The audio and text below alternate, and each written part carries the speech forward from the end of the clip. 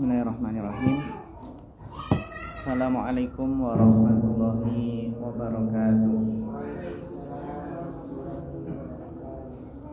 Innal hamdalillah nahmaduhu wa nasta'inuhu wa nastaghfiruh wa na'udzu billahi min syururi anfusina wa min sayyiati a'malina. Man yahdihillahu fala mudilla lahu wa man yudlil fala hadiya lahu.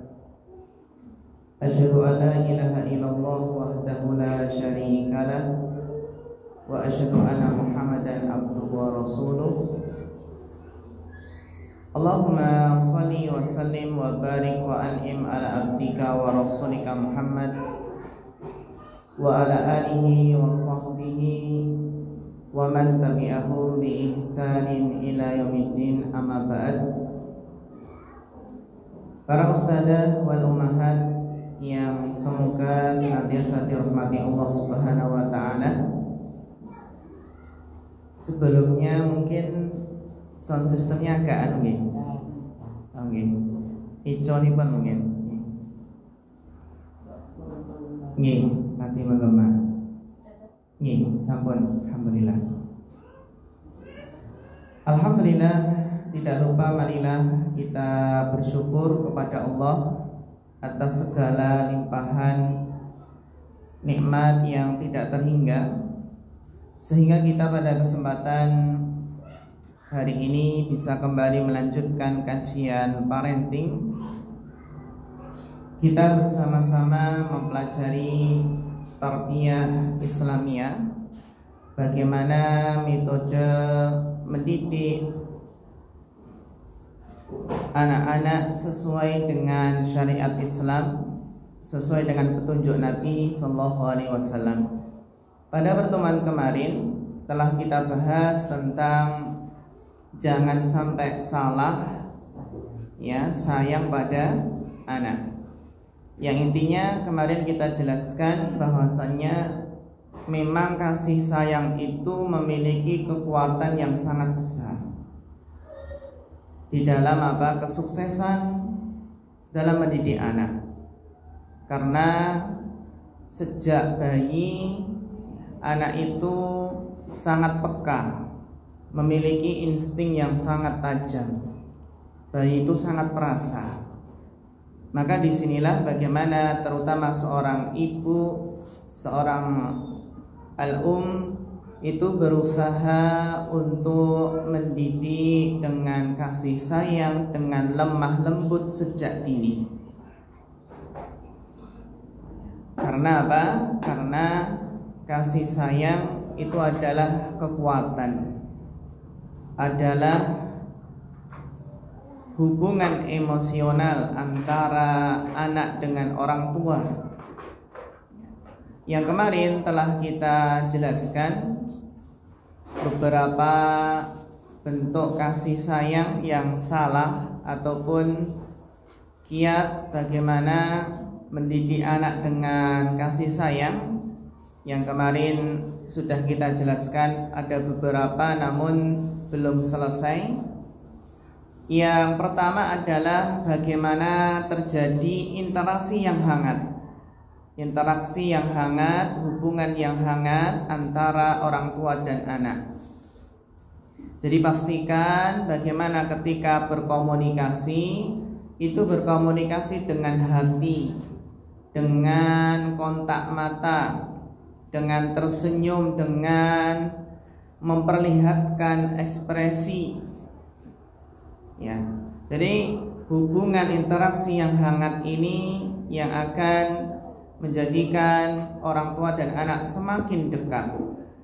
Kalau sudah dekat itu insya Allah anak akan lebih nurut. Kan biasanya orang itu akan nurut dengan siapa yang dekat dengannya.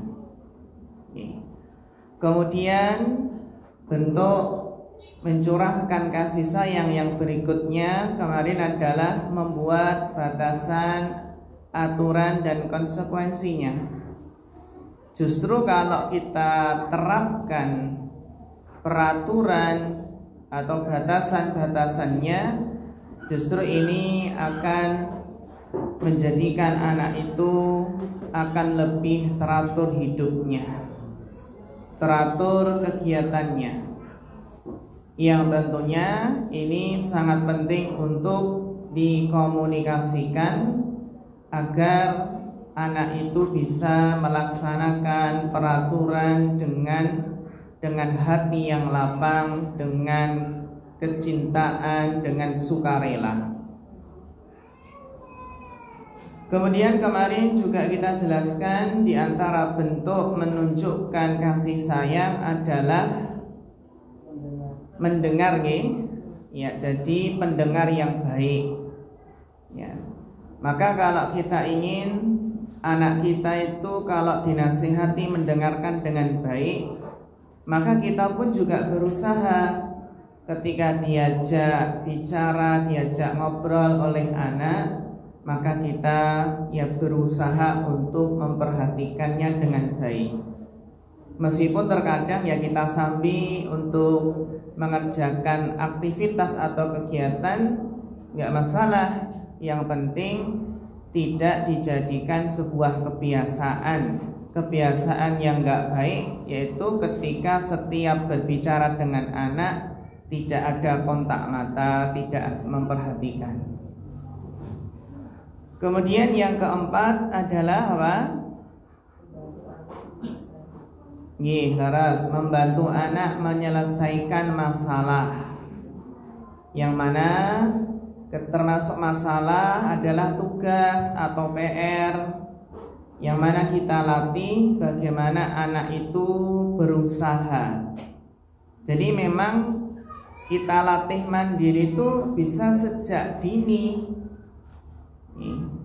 Kita lihat ya bagaimana anak itu berusaha untuk belajar mandiri, menemukan jawaban mandiri, sehingga istilahnya tidak selalu didulang terus atau disuapin terus menerus, ya. Jadi kita latih, ya nak, silahkan ayo dicari dulu jawabannya di buku paket atau di buku LKS. Nanti kalau sudah berusaha nggak ketemu, baru Umi bantu mencari jawabannya. Termasuk kalau pelajaran matematika, terutama kalau yang ngerjakan orang tua, yang pinter sinten? Orang tua, gitu.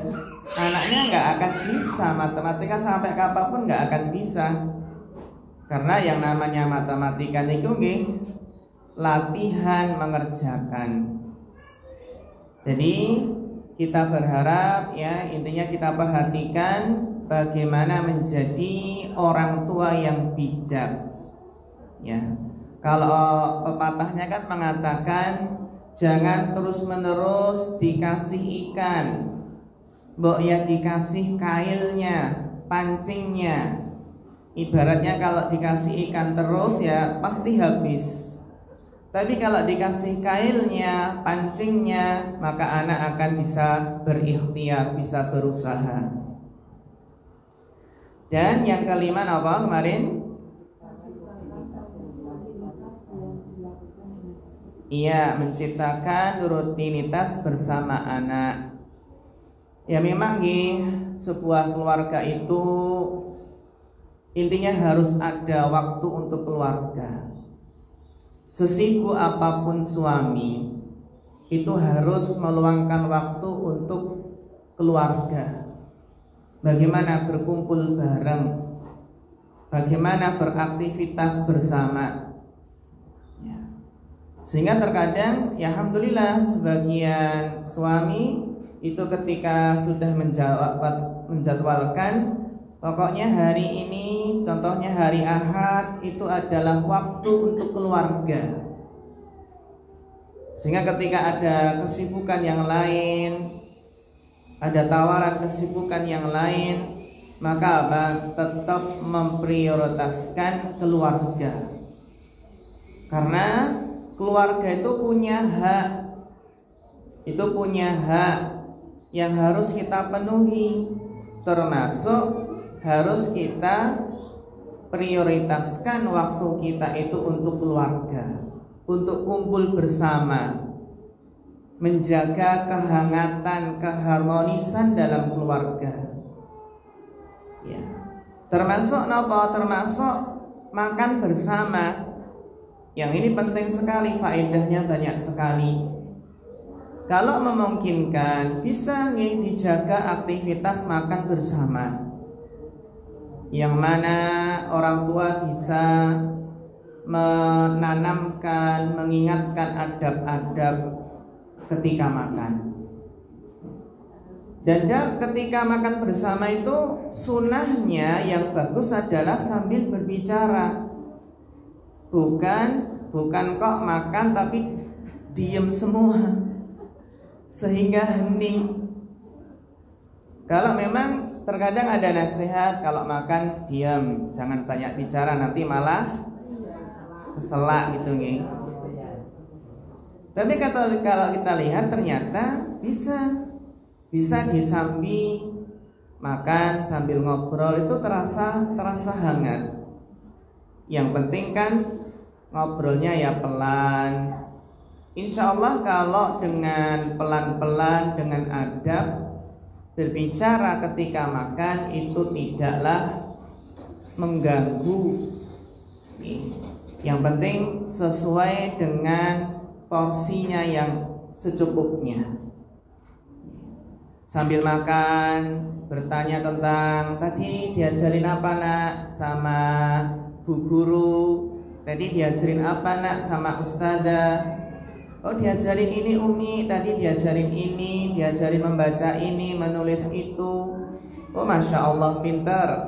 Ya yang semangat ya. Dapat nilai berapa tadi? Ini sesuatu yang sepele, tapi kalau kita perhatikan, masya Allah dampaknya sangat besar sekali.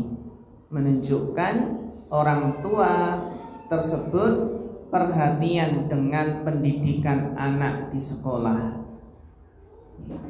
Jadi pertanyaan anak tadi belajar apa sama ustadzah, sama bu guru. Nah itu masya Allah, itu ternyata penting sekali, memberikan dampak positif yang luar biasa.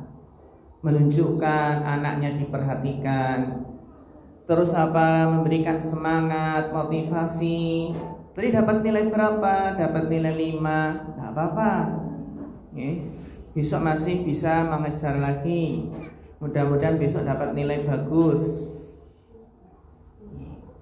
Sehingga ketika di tengah makan bersama itu bisa kita tanamkan nilai-nilai akidah, adab. Intinya sekedar menjaga kehangatan, kedekatan itu sudahlah cukup dianggap sebuah faedah yang sangat besar.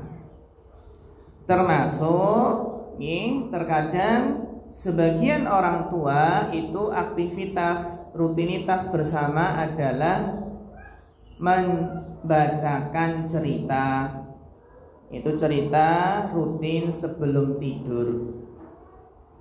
Ya, kita pilihkan kisah-kisah yang sahih, yang benar, bukan kisah-kisah yang berisi tentang kisah-kisah fiktif, horor atau yang lainnya.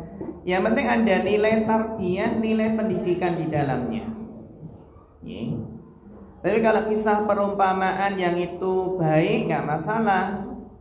Kisah karangan, tapi di situ ada nilai positifnya. Ya kita semua tahu itu adalah kisah memang nggak ada, tapi itu adalah contoh yang baik. Menjaga rutinitas itu mempererat hubungan antara orang tua dan anak. Terus kemudian berikutnya apa? Yang keenam adalah sering memeluk anak. Sering memeluk anak. Jadi salah satu bentuk kasih sayang orang tua kepada anaknya yang bisa diberikan dengan mudah adalah pelukan yang hangat. Kenapa para ustadzah wal ummahat? Karena ternyata kekuatan sentuhan fisik seperti memeluk itu dinilai dapat meningkatkan ikatan kasih sayang, ikatan cinta antara orang tua dan anak. Bahkan ya sekedar memeluk, sekedar mengusap kepala itu udah Masya Allah memberikan dampak yang positif, menunjukkan kedekatan. Contohnya kalau kita menyuruh anak memerintahkan sesuatu sambil dipegang kepalanya, ayo anak soleh, sambil memerintah sesuatu, ayo baca Quran sana, anak soleh sambil dielus kepalanya. Beda dengan ayo baca Quran sana. Beda kalau apa? Kita merintahkan sambil dielus kepalanya. Rasanya beda. Menasihati, sekedar menasihati, beda rasanya dengan apa? Menasihati sambil ditepuk pundaknya, sambil dirangkul terus dinasihati. Beda rasanya. Karena kedekatan fisik itu akan menjadikan apa? Kedekatan hati. Jauhnya fisik juga bisa berakibat jauhnya hati. Jarang ketemu, contohnya nih, jarang ketemu ya hatinya apa? Jadi jauh. Meskipun sebagian ada yang mengatakan apa? Jauh di mata, dekat di hati. Nah, jauh di mata, dekat di hati. Contoh nih, kalau kita jarang nelpon, jarang nelpon kerabat atau jarang nelpon orang tua, itu hati terasa jauh. Nih, hati terasa jauh. Beda kalau nih, kita apa? Ya kita sempatkan, meskipun pesan singkat, nih, pripun kabari, bapak, ibu, nih. Istilahnya kalau kita nelpon sebentar sambil dilihatkan apa anak-anak, maka apa akan senang orang tua melihat cucunya. Karena orang tua itu terkadang, orang tua kalau mau ngebel anaknya itu juga terkadang ada perasaan khawatir mengganggu. Anak saya baru sibuk, baru ada pekerjaan dan lain-lain. Maka kita pun yang anak yang seharusnya memulai terlebih dahulu, memulai untuk apakah WA ataukah nelpon. Itu yang bisa bagaimana kita rasakan. Termasuk hubungan suami istri yang dulu awal-awal menikah, mesti sering ditanya, "Dah makan belum, Dik? Dah makan belum, Mas?" Kalau sekarang pripun? Sakarepmu ngoten nggih. Nggih. Terlalu jujur. Nggih. Tapi Masya Allah itu menunjukkan apa? Pertanyaan-pertanyaan yang ringan, tapi Masya Allah menunjukkan perhatian. Contoh, suami baru sakit atau istri baru sakit, terus tanya gimana? Sudah mendingan belum? Sudah minum obat belum? Gimana pekerjaannya? Apakah mungkin perlu bantuan? Ada yang bisa dibantu? Sehingga ketika jarang komunikasi itu jadi intinya ketika memang mungkin dipisahkan dengan jarak yang jauh, maka berarti komunikasi lewat HP itu harus lebih intensif ya, untuk menjaga kedekatan. Jadi mengapa anak itu harus merasakan kasih sayang orang tua. Karena ternyata para ummahat, bahwasanya kasih sayang orang tua itu merupakan pondasi yang membentuk kepribadian anak secara utuh. Jadi ibaratnya curahan kasih sayang ini pondasinya untuk kita bentuk anak itu pribadinya bagaimana. Baik membentuk anak mulai dari kekuatan fisik, mental, emosional, bahkan mendidik dengan kasih sayang ini juga berpengaruh nanti bagaimana anak itu beradaptasi dengan lingkungan. Bahkan kasih sayang ini juga akan menentukan pola pikir, pilihan hidup anak sampai jangka panjang nanti. Intinya para ustadzah wal ummahat, curahan kasih sayang orang tua kepada anak, apa faedahnya? Anak akan merasa bahagia. Jadi dengan hubungan kasih sayang tadi, anak akan bahagia, akan ceria.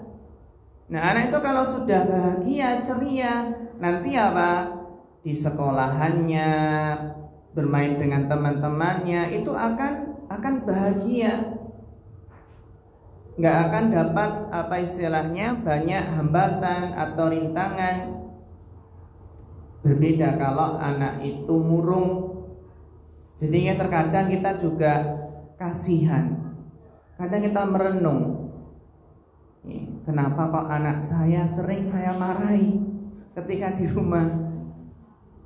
Jadi istilahnya anak kan jadi istilahnya kurang gembira atau kurang bahagia karena setiap hari sering dimarahi terus. Jadi saatnya kita merubah bagaimana memarahi anak itu kita minimalkan, kita minimalisir. Karena ya kasihan namanya anak-anak setiap hari kena marahan kita, omelan kita. Jadi bagaimana kita itu tetap menjaga sifat periang anak. Anak itu kan sifatnya ya riang gembira, suka main kesana kesini. Ini yang harus kita perhatikan, kita jaga bagaimana anak itu jadi periang. Jangan sampai anak itu jadi pemurung atau sedih. Sehingga kasih sayang orang tua terhadap anak inilah yang menjadikan anak tidak mudah stres. Bahkan anak bisa beradaptasi dengan situasi sulit yang sedang dihadapi. Nah, ini pentingnya kasih sayang.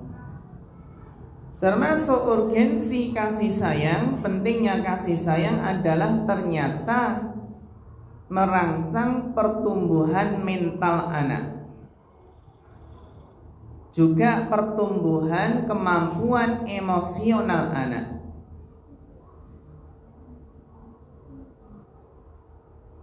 Jadi ini yang kita lihat, kalau anak itu sering kita marahi, maka pasti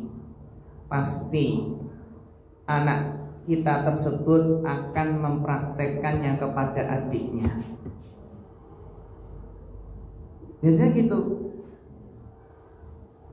Loh, ketika kita marahi sang kakak, kita marahi, maka otomatis adiknya akan juga sering dimarahi oleh kakaknya.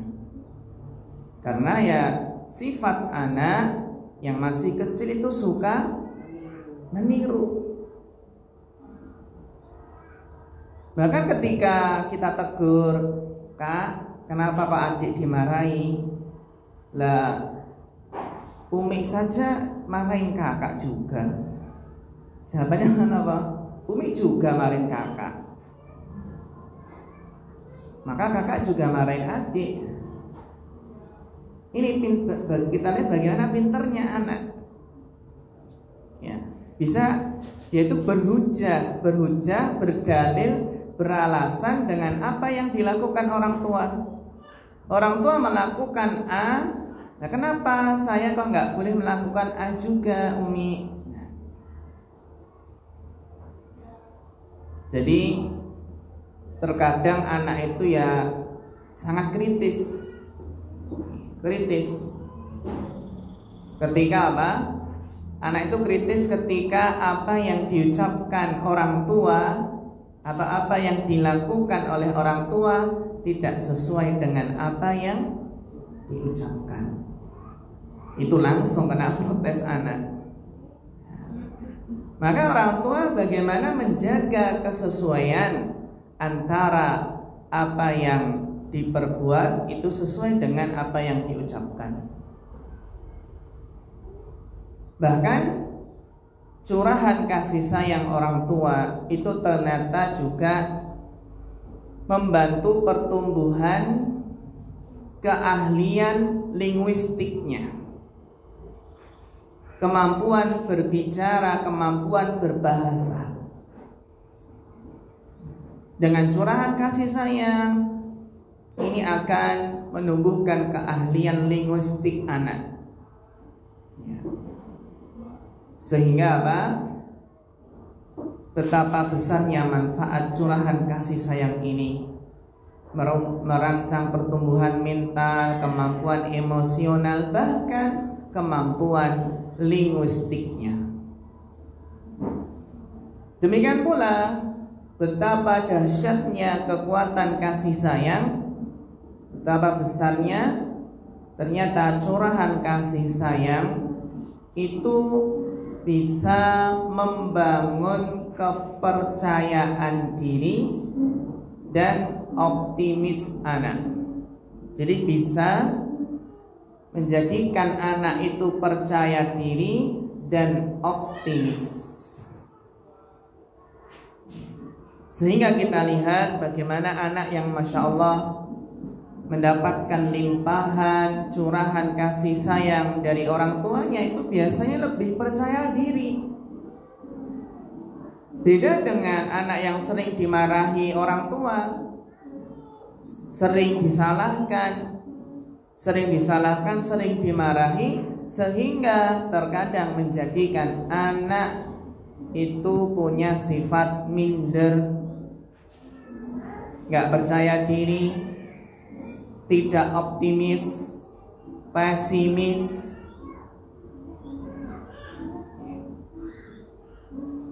Bahkan para ustadzah wal ummahat ternyata kasih sayang orang tua yang ditujukan setiap hari kepada anak itu ternyata akan membantu anak meraih prestasinya. Yang intinya ternyata prestasi anak ketika di sekolah itu kenapa menurun? Bisa jadi sebabnya adalah kurangnya perhatian orang tua, kurangnya kasih sayang orang tua, sehingga ketika anak kurang kasih sayang dari orang tua, maka itu akan dicurahkan atau dilampiaskan melakukan hal yang gak baik, yang negatif kepada teman-temannya di sekolah. Itu apa? Kasih sayang itu bisa membantu prestasi anak. Bahkan apa? Bisa membantu anak itu untuk memecahkan masalah dengan lebih baik. Lalu apa jadinya? Apa jadinya apabila anak tidak mendapatkan kasih sayang orang tua? Terutama ketika masa kanak-kanak, masa TK, masa SD, yang sangat butuh kasih sayang orang tua. Para ummahat, kita semua memahami bahwa masa kanak-kanak adalah saat yang sangat krusial, sangat menentukan perkembangan otaknya. Sehingga ketika masa kanak-kanak itu sangat krusial, berpengaruh terhadap perkembangan otaknya. Jadi apa masa krusial dalam perkembangan otaknya? Menjadikan apa? Anak yang tanpa kasih sayang orang tua atau kurang kasih sayang, maka anak akan menjadi, kemungkinan besarnya akan menjadi anak yang tumbuh menjadi anak yang pemurung. Kurang kasih sayang menjadikan anak itu punya tipe sifat pemarah, gak sabaran, dikit-dikit marah, dikit-dikit tantrum. Bahkan anak yang kurang kasih sayang itu bisa menjadikan anak kurang mandiri.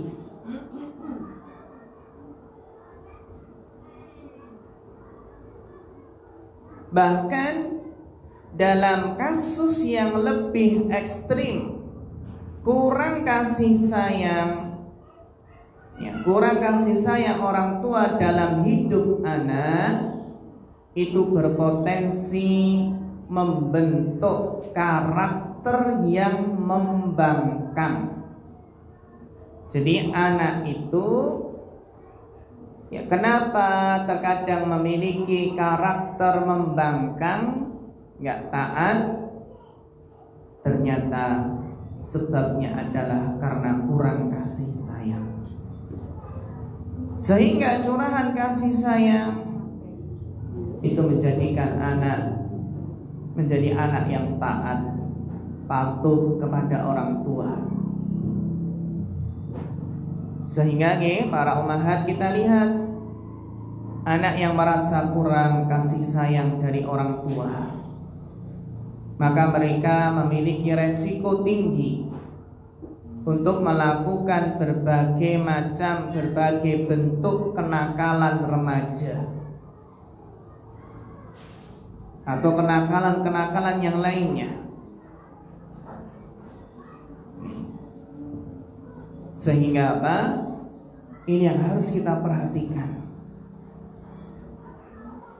Dan bisa jadi mungkin ketika anak kurang kasih sayang menjadikan adik dan kakak sering bertengkar. Memang para ummahat, pertengkaran antara adik dan kakak itu memang wajar terjadi. Namun jika pertengkaran ini sampai melibatkan kontak fisik, bahkan sampai menimbulkan trauma bagi si kecil, maka ini bisa mengindikasikan, menunjukkan ada sesuatu yang keliru dalam pola asuh, pola pendidikan kita di rumah.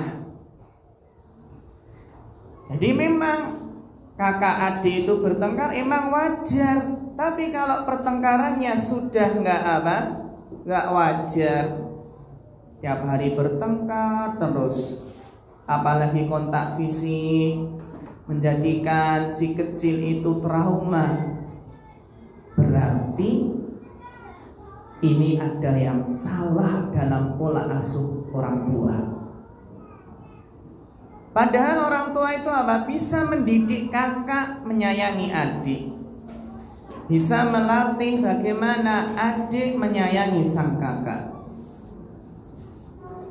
Oleh karena itu para ummahat, orang tua itu perlu belajar bagaimana cara membentuk karakter agar anak memiliki pemahaman tentang kasih sayang kepada adiknya, kepada kakaknya.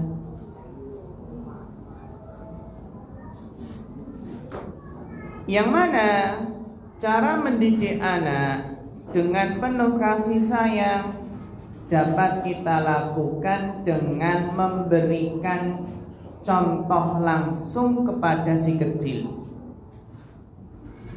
Misalnya apa? Ayo peluk adik yuk, disayang adik.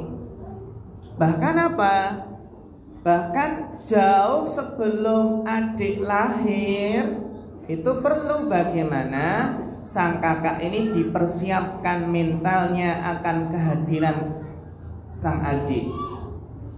Bagaimana ketika adik masih di perut, itu bagaimana?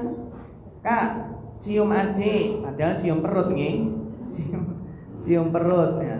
Bagaimana kita latih? Masya Allah nih, sejak dini ya, bagaimana sayang adik. Meskipun ya namanya anak-anak itu harus tetap diawasi.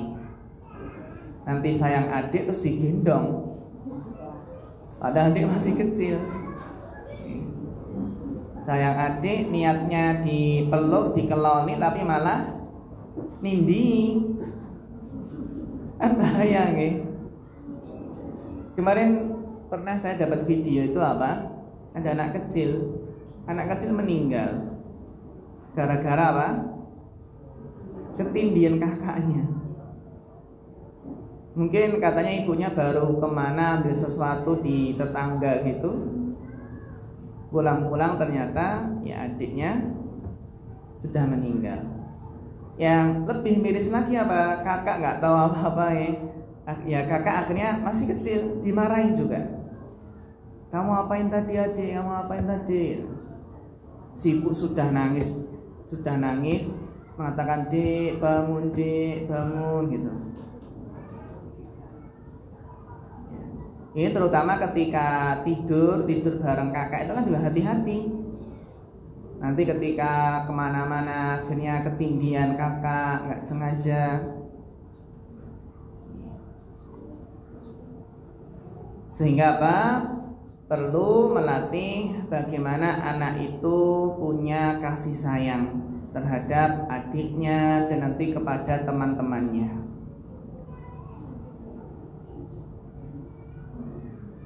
Sehingga apa? Di sini perlu kita pahami agar anak itu bisa menyayangi satu sama lain, maka bisa kita terapkan beberapa karakter positif.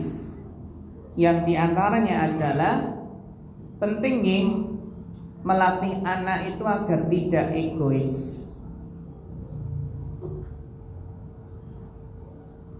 Jadi sebagai orang tua kita harus membiasakan bagaimana anak-anak itu tidak memprioritaskan diri sendiri.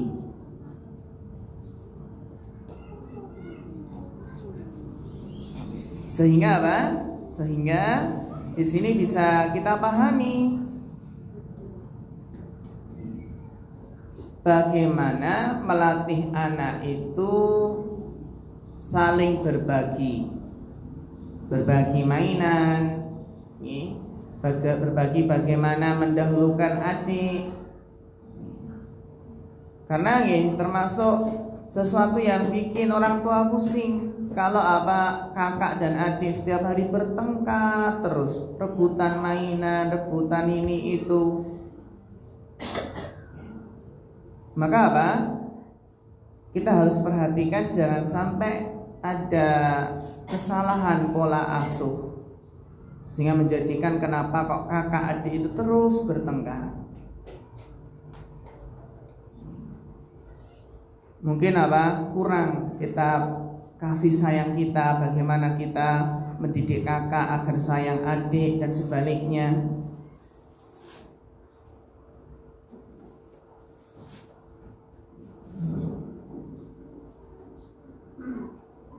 Termasuk apa? Termasuk ketika kakak dan adik itu baru berantem, maka bisa apa?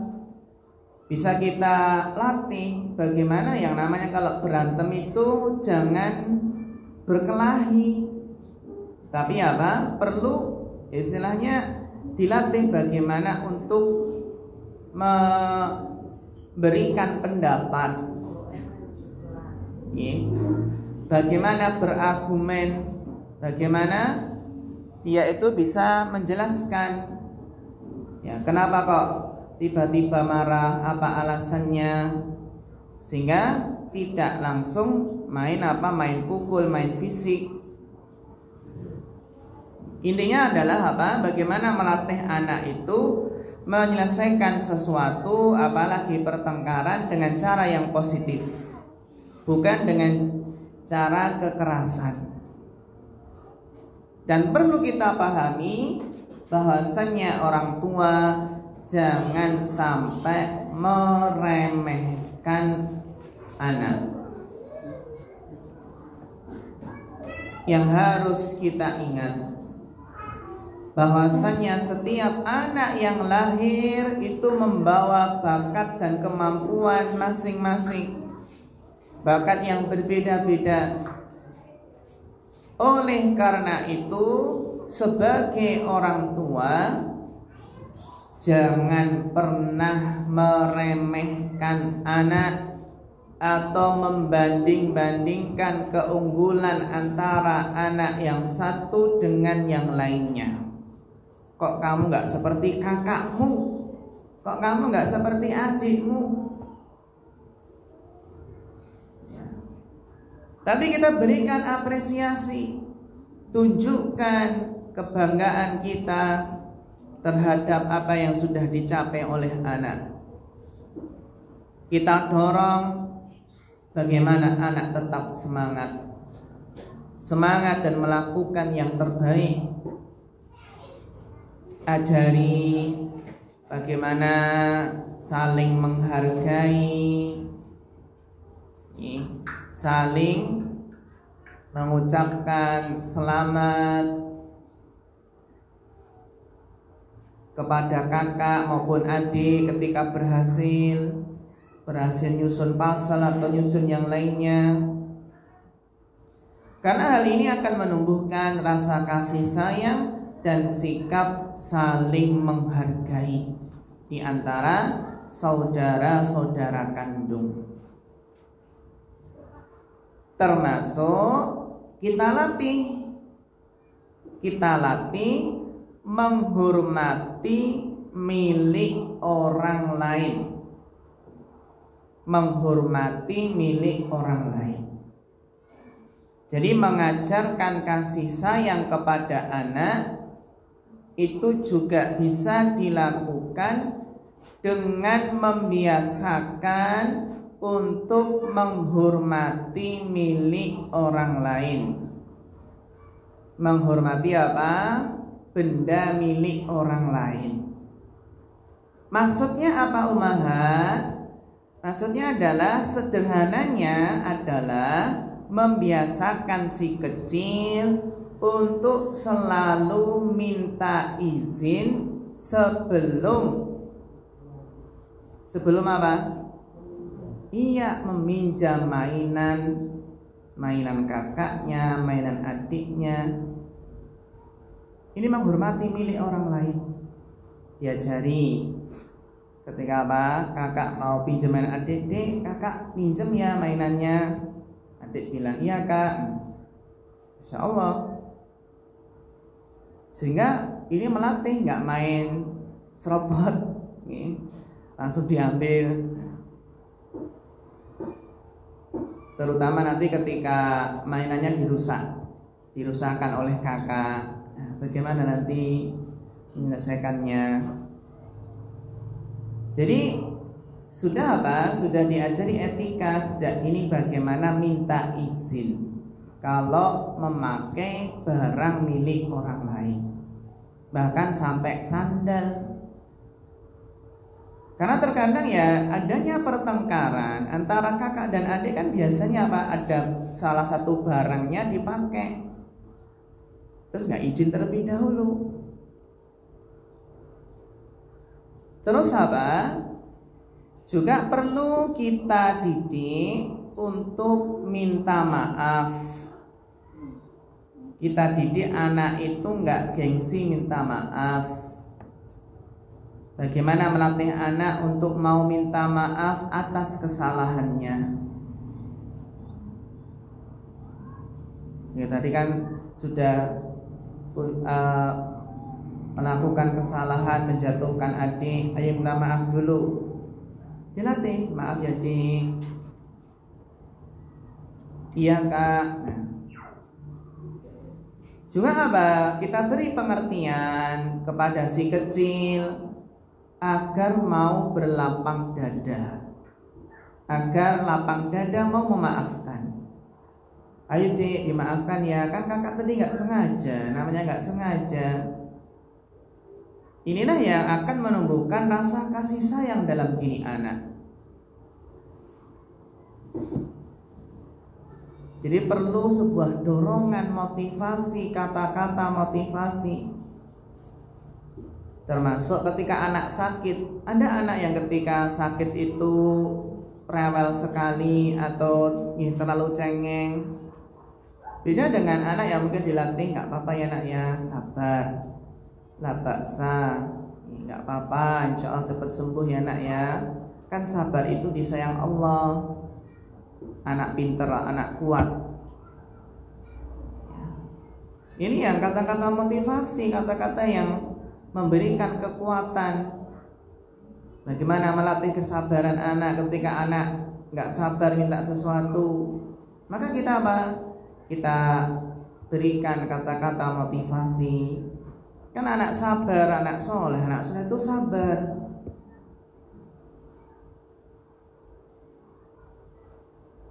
Termasuk bentuk melatih kasih sayang anak adalah apa? Jangan membicarakan keburukan orang lain di depan anak. Jadi cara mendidik anak dengan penuh kasih sayang diantaranya adalah dengan tidak mengatakan hal yang buruk pada orang lain terus diceritakan kepada anak atau di hadapan anak. Yang intinya ketika hendak memberitahukan hal-hal yang keliru yang perlu diubah, maka pastikan untuk menggunakan kata-kata positif. Terkadang kita juga perlu apa? Membiasakan si kecil itu untuk melihat sisi positif, sisi baik pada orang lain.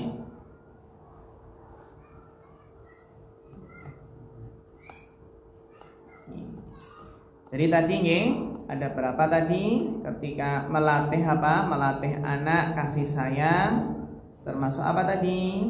Nih, membiasakan anak untuk memprioritaskan orang lain, tidak egois, ya.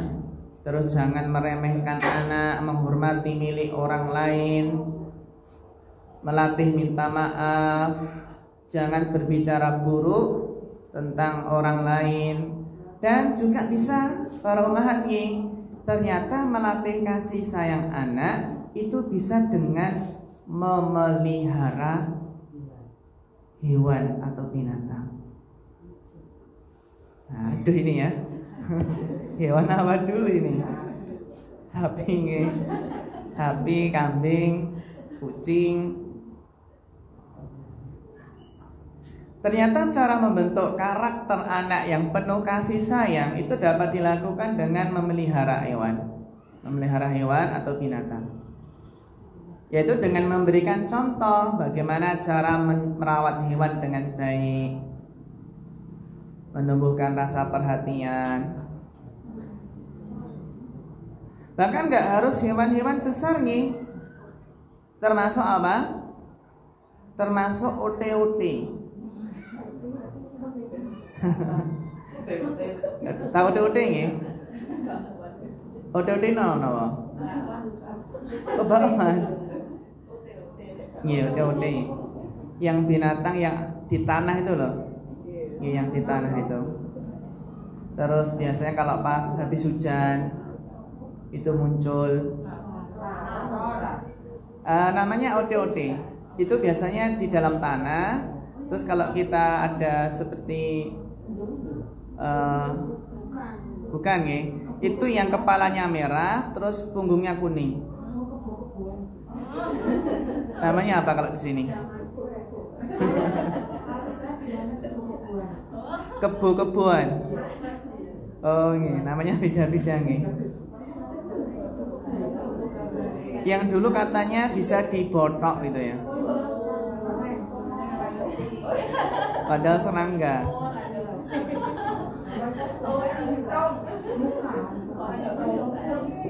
Itu jenis serangga.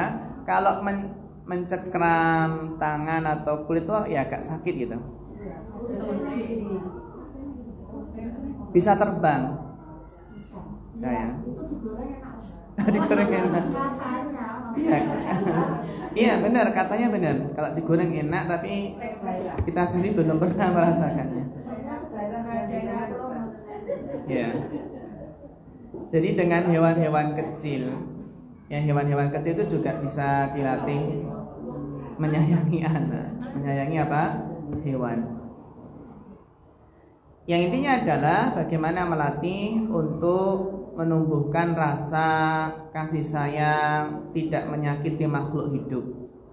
Karena ya sebagian ada yang pekerjaannya itu delman atau kuda, ada yang kudanya itu sampai kelelahan, dipecuti nggak jalan-jalan, ya sudah akhirnya malah mati.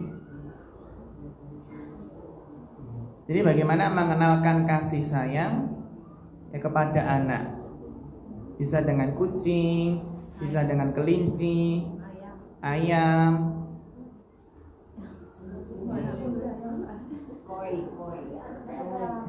ikan.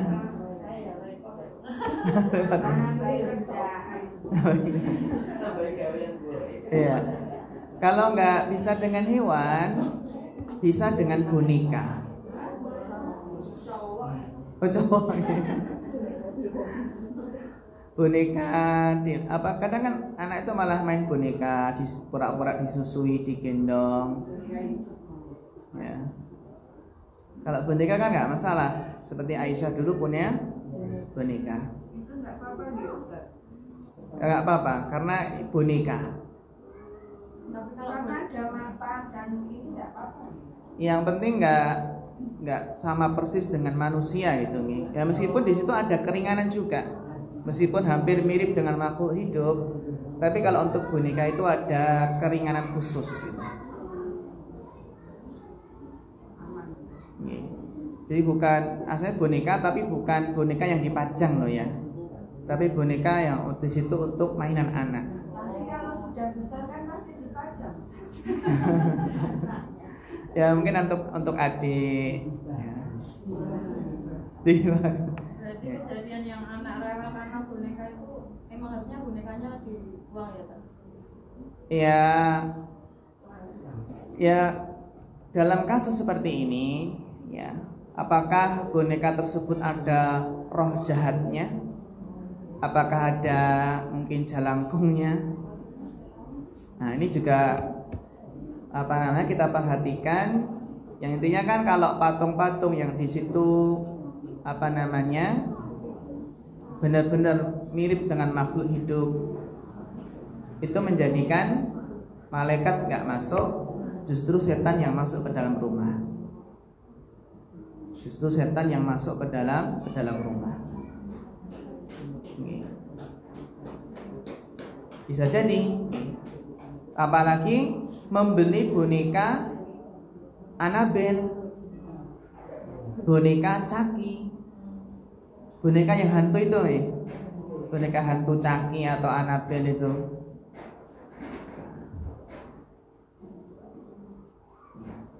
Jadi intinya bisa kita manfaatkan apa yang ada untuk melatih kasih sayang pada anak. Dan kemudian sehingga kita tutup kesimpulannya bahwasanya apa? Jangan sampai salah mengungkapkan kasih sayang kepada anak. Jangan sampai salah di dalam menerapkan kasih sayang, sehingga jangan sampai kasih sayang itu justru malah menjadikan anak itu tidak mandiri. Termasuk apa Ustazah? Kasih sayang yang salah itu adalah ketika orang tua itu selalu membela anak padahal anak salah. Ketika ada masalah di sekolah, terus orang tua dipanggil, jangan dulu kita membela anak, jangan. Tapi benar-benar dilihat bagaimana masalahnya. Bukan kalau tidak langsung apa, jangan tidak langsung, anak saya nggak mungkin kayak gini, pasti yang salah anak kamu gitu ya. Itu maksudnya kasih sayang yang nggak profesional ya. Kasih sayang justru menjadikan selalu membela anak padahal anaknya salah. Gitu ya. Jadi itu yang harus kita perhatikan. Jadi rasa kasih sayang yang berlebihan terhadap anak terkadang bisa menutup mata orang tua, menutup mata bahwa anaknya itu ya mungkin melakukan kesalahan.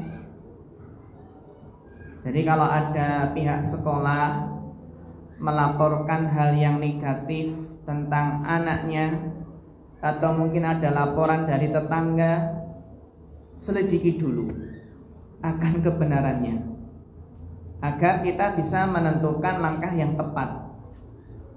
Gitu nih. Nah ini, dan juga apa? Kasih sayang yang salah itu adalah ketika selalu menuruti keinginan anak, padahal itu nggak baik. Padahal itu tidak baik. Jadi terkadang ya sayang anak, ayo Pak belikan Pak, katanya sayang anak. Tapi ternyata ketika kita belikan malah merusak. Kalau kita tahu anak kita akan jadi nggak baik seandainya dibelikan HP, jangan belikan HP. Karena anak jadi nanti malah nge-game terus seharian.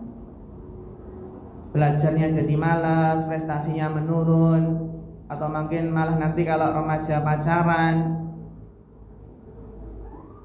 Ya. Jadi mencurahkan kasih sayang itu bukan membelikan atau memberikan setiap apa yang diminta anak. Apalagi yang diminta adalah hal yang justru resikonya bisa merusak.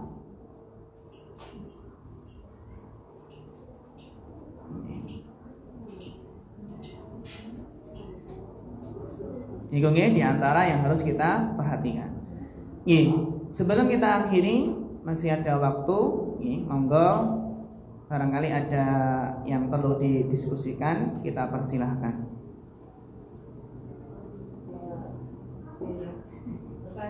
Monggo. Sebatas mana dibolehkannya sentuhan fisik antara ibu dan anak yang beda jenis? Karena saya ini termasuk ibu yang lebih. Jadi saya itu kulino minta disayang, misal ketemu anak itu minta dipeluk, tapi anak saya ini beda jenis. Terus kalau saya di mana-mana itu anak-anak suka ngikuti dulu, Ustaz. Jadi tiduran juga anak-anak ngikut. Karena anak-anak saya laki-laki semua, itu batas mana yang dibolehkan syariat sentuhan fisik antara ibu dan anak laki-laki? Pertanyaan yang bagus sekali, yang sangat penting. Batasan fisik, sentuhan fisik antara anak dan orang tua, batasannya adalah yang penting di situ adalah batasan, terutama memperhatikan batasan syariat.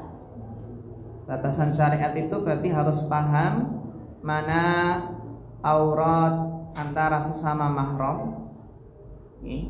Terus juga batasan yang berkaitan dengan sentuhan. Ya. Kalau dalam artian memeluk biasa nih, seperti orang yang memeluk biasa, nggak masalah, pelukan biasa. Adapun sentuhan, kalau sentuhan yang terpenting adalah ketika mencium, bisa mencium kening, bisa mencium pipi. Yang penting nggak mencium bibir. Yang penting di situ ada batasan-batasannya yang perlu diperhatikan, termasuk ketika tidur bareng dengan anak. Yang penting apa? Ya tidak dengan, maksudnya satu selimut, ada pembatas. Terutama kalau anak itu sudah balik. Sudah balik, maka itu yang harus lebih dijaga. Kalau ketika anak sudah balik, maka yang perlu diperhatikan adalah batasan aurat antara sesama mahram, itu yang harus diperhatikan, dan batasan sentuhan fisik. Kalau yang memeluk wajar atau mencium yang wajar itu nggak mengapa.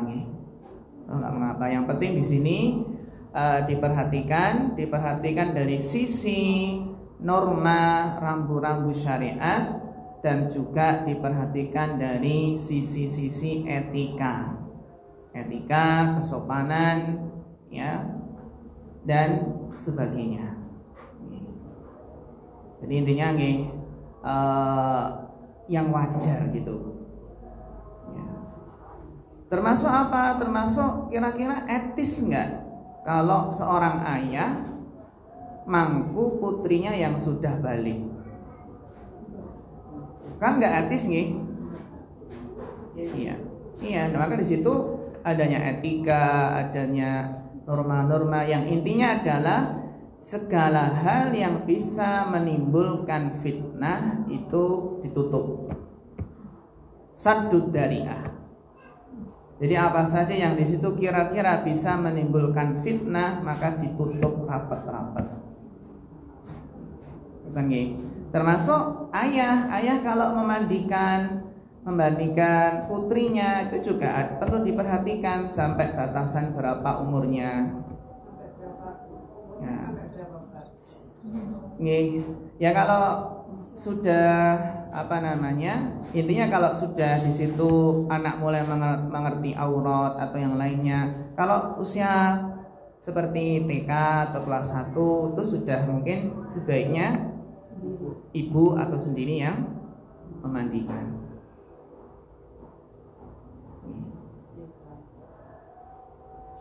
Wallahu ta'ala a'lam bishawab. Ya meskipun kan beda-beda orang-orang, ya saya nggak mungkin berpikiran seperti itu, nggak neko-neko. Ini namanya saddud dzari'ah. Wonten malih? Bagaimana cara mengatasi karena mungkin karena kita dulu awam ilmu, jadi kita sering memarahi anak, dan efeknya kita lihat anaknya sekarang itu kayak pemurung, sering ngalamun. Itu bagaimana cara untuk ininya bisa membenahinya? Masya Allah, pertanyaan yang sangat bagus sekali, sangat penting. Ketika orang tua dahulu mungkin ketika belum tahu pentingnya kasih sayang, yang dulu mungkin sering memarahi anak sehingga jadi pemurung, enggak periang, maka di sini tentunya apa?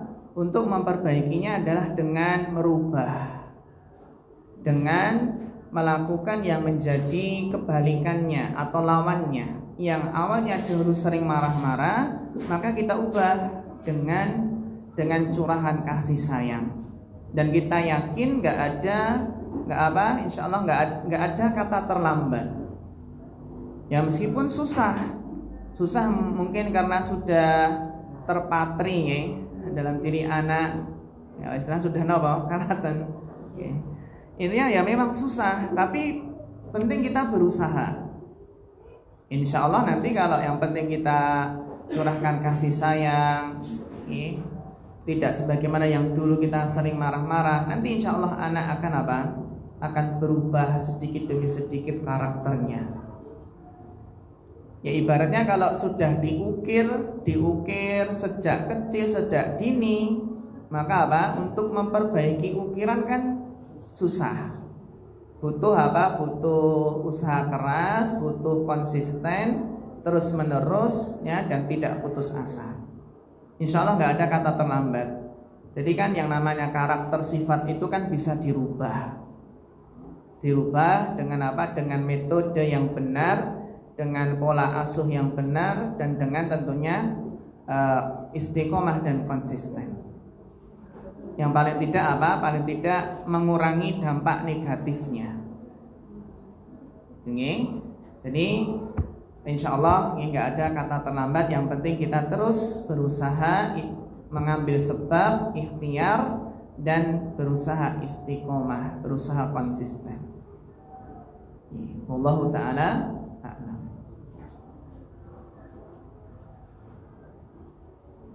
Sampun? Apa ada lagi? Sampun nggih? Nggih, karena ini juga ada jadwal Jumat, ya, khutbah Jumat, maka kita cukupkan sampai di sini. Fa nas'allahu ta'ala al-huda wat tuqa wal afafa wal ghina. Fa akhirul kalam. Wassalamu alaikum warahmatullahi wabarakatuh.